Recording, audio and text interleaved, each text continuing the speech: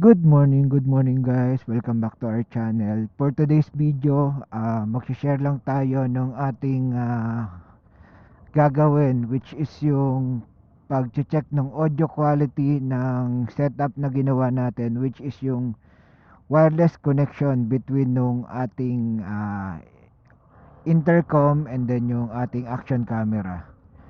So ang gamit nating intercom ngayon is yung Fridcom KY Pro. And then yung action camera naman na gamit natin is yung Insta360 One RS 4K edition. Then may separate pa tayong camera na nakamount naman sa handlebar natin, which is yung Insta360 One RS for our 360 view. Yan. So sa ganitong setup, try nating eliminate yung pagbili ng ating separate pa na mic adapter para doon sa action camera natin, and then yung mic pa na ikakabit natin from the action camera going to sa loob ng helmet natin.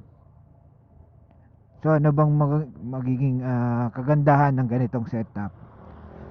So una, yung para sa budget, may mawawalang dalawang item, yung mic adapter and then yung wired mic. Hindi na natin kailangan bumili kung maganda naman yung quality ng ganitong setup.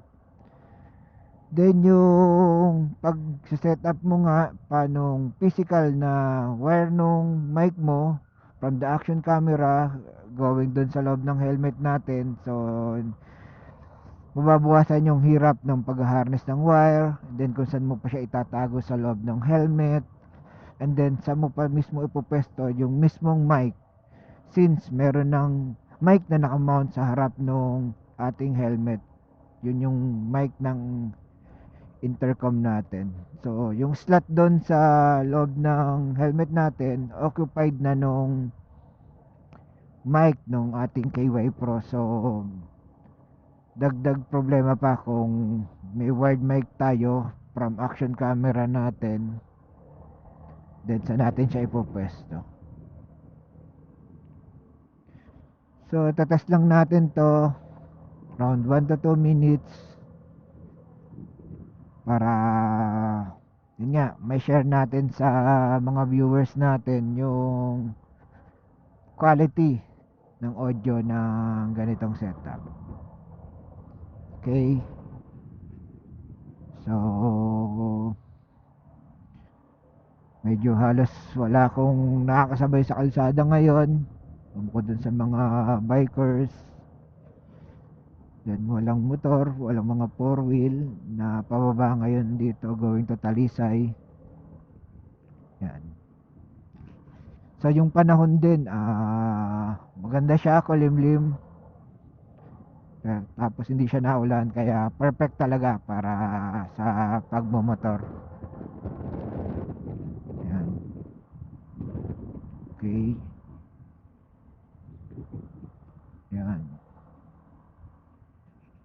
So maganda yung lugar na to sa mga gustong mamasyal dito at nagpaplanong mamasyal sa parting Tagaytay, Batangas. Maisama nyo tong way na to para mga dadaanan nyo, para ma-experience nyo yung yan, tahimik na lugar, then preskong hangin. Yan. Okay. So ayan muna mga kamoto, going to stop yung video natin, then going to check yung audio quality. So thank you sa mga nanonood ng ating video. This is Chris again ng Adventure ni Chris, and see you sa mga susunod pa nating video. Bye!